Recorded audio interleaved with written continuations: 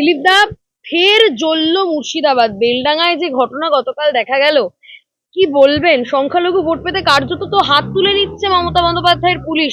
সাংবাদিক মার খাচ্ছে, একের পর এক সাংবাদিককে হেনস্থা করা হচ্ছে। কি চলছে গোটা রাজ্যে? পুলিশ দাঁড়িয়ে দাঁড়িয়ে দেখছিল গতকাল। দেখুন, মুর্শিদাবাদটা আদৌ ভারতবর্ষের মধ্যে আছে কিনা প্রশ্ন ওঠে, কারণ সেখানে সংবিধান, আইন কানুন কিছুই চলে না। সারা ভারতবর্ষে কোথাও কিছু হলে এখানে আগুন লাগে, রেল, বাস, রেল লাইন, স্টেশন পোড়ানো হয়। এবারেও তাই হয়েছে। আর মমতা ব্যানার্জি সেটাকে মুক্তাঞ্চল করে দিয়েছেন, যে যা ইচ্ছা করতে পারে।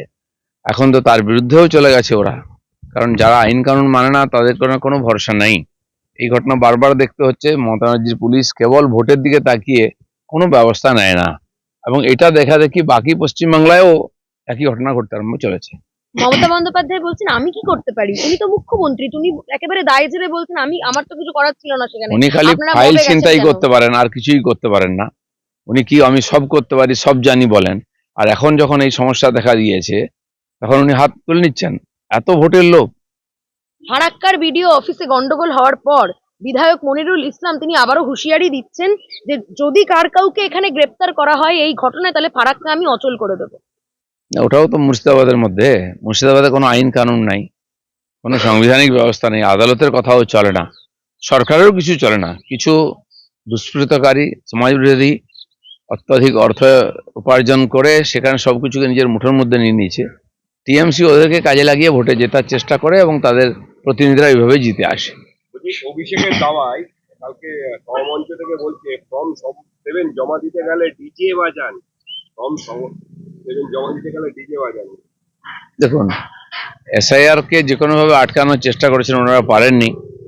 এখন কর্মচারীরা যেহেতু এখানকার রাজ্যের সরকারের হাতে আছেন, সেই জন্য তাদের দিয়ে যা কিছু করে নেওয়ার চেষ্টা ওনারা করছেন। ফলে এসআইআর যেটা চলছে কতটা ঠিকঠাক হচ্ছে আমাদের সন্দেহ আছে। নির্বাচন কমিশনের চেষ্টার কোনো ত্রুটি নেই, কিন্তু এখানকার পুরো সরকার যদি তাদের বিরুদ্ধে থাকে, অসহযোগিতা করে, তাহলে কোনো কাজ সম্পন্ন করাটা খুব কঠিন হয়ে যায়।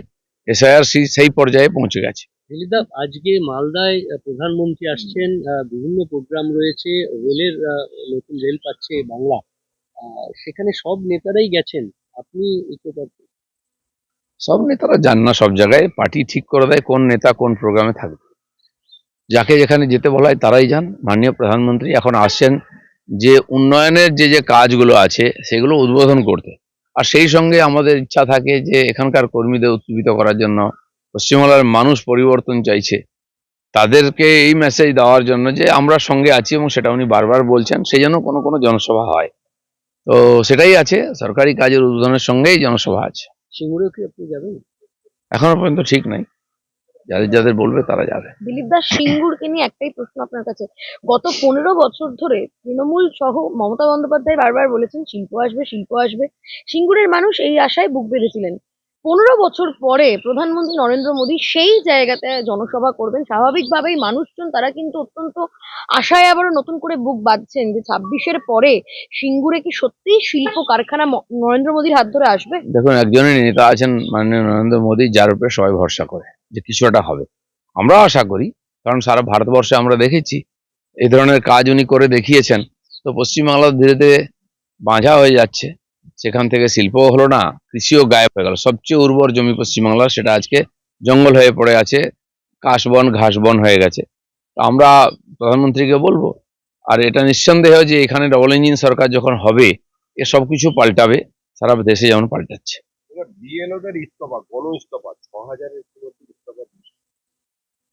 না, কেন ইস্তফা হচ্ছে, কি করাচ্ছে, এটা নির্বাচন কমিশন দেখবে, তাদের দায়িত্ব। তারা তাদের দায়িত্ব ঠিকমতো পালন করেছেন কিনা, তার জন্য অধিক পয়সা দিয়েছে তাদেরকে। সেই জন্য সারা ভারতবর্ষে যদি বিএলও হয়ে কর্মচারীরা কাজ করে সফল করতে পারেন, এখানেও করা উচিত। এসআইআর আটকাতে দিকে দিকে দেখা যাচ্ছে বিডিও অফিসে রীতিমতো তৃণমূলের গুন্ডারা হামলা চালাচ্ছে, সেটা ফারাক্কা হোক কিংবা চাকুলিয়া হোক। মমতা বন্দ্যোপাধ্যায় তিনি তো বারবার এসআইআর এর বিরোধিতা করছেন, অথচ তিনি এইটা থামাতে পারছেন না। এসআইআর আটকাতে এত এত ঝামেলা হচ্ছে দিকে দিকে। টিএমসি প্ল্যান করে এগুলো করাচ্ছে, ঝামেলা উজ্জতি, যে এখনো যে ফলস ভোটার রয়ে গেছে খসড়া লিস্টে, সেগুলো যেন বাদ না যায়, তার জন্য এই ধরনের ড্রামা করছে ওরা। আর এখানে তো পঞ্চায়েত ইলেকশনের ফর্ম ফিল আপ থেকে আরম্ভ করে, নমিনেশন থেকে আরম্ভ করে সব জায়গায় দেখেছি এটা পুরো গায়ের জোর খাটিয়ে এখানে করানো হয়। তো এবারে নির্বাচনেও সেটা করার চেষ্টা হবে। মমতা ব্যানার্জি বলে দিয়েছেন, যা ইচ্ছা করে আমি তোমাদের পেছনে আছি।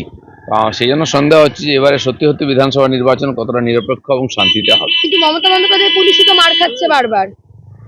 মমতা বন্দ্যোপাধ্যায়ের পুলিশই তো মার খাচ্ছে। এই যে জায়গায় জায়গায় চাকুলিয়ায় বিক্ষোভ হলো, সেখানে দেখা যাচ্ছে পুলিশ মার খাচ্ছে। পুলিশ অথচ তো চুপ পার্টির ক্যাডার হয়ে গেছে, পুলিশের কি নিজস্ব অস্তিত্ব আছে? কোন কাজটা তারা করছে? সাধারণ মানুষ তো পুলিশের উপর ভরসাও করতে পারছে না। আরজিকর থেকে আরম্ভ করে বিভিন্ন ঘটনা এটা আমরা দেখেছি। তো সেজন্য তাদের মার খাওয়াটা তো দায়িত্বই আছে, কাজই আছে। বড় অফিসাররা মার খান, তো দুষ্কৃতকারীদের নিয়ে রাজনীতি করলে আর পুলিশ তাদের সঙ্গে দোস্তি করে, মার তো খেতেই হবে। আমাদের ভিডিও ভালো লাগলে লাইক এবং শেয়ার করুন। কমেন্ট সেকশনে গিয়ে জানান আপনাদের মতামত। আরও ভিডিও পেতে আমাদের চ্যানেল সাবস্ক্রাইব করুন এবং প্রতি মুহূর্তে খবরের আপডেট পেতে প্রেস করুন বেল আইকন।